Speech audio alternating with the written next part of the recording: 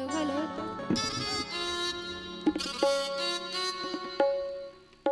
Operator वाले भैया mic आवाज उठाइए। हेलो हेलो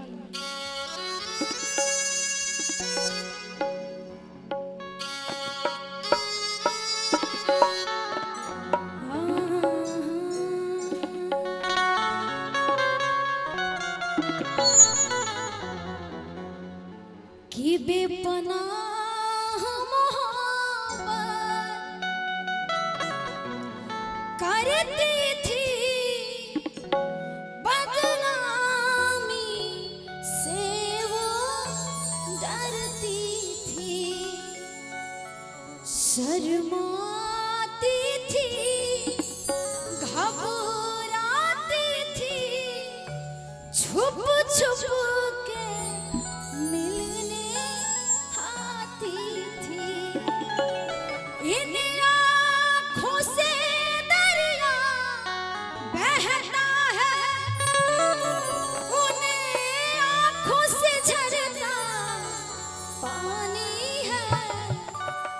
मेरे याद में आज भी रोती है एक ऐसी पगली दीवानी है। लेकिन हम नवनीत भैया और निधि भाभी ला जौना उपलक्ष्य में ना दिला कि कौनो सुघराई तोहरा रूपवा के बाद बा धरती पर उतरल जैसे पूनम के चांद बा किया चरमनरिया अपन के सावरिया आचर मनरिया बन के सावरिया हम ही उघारत रही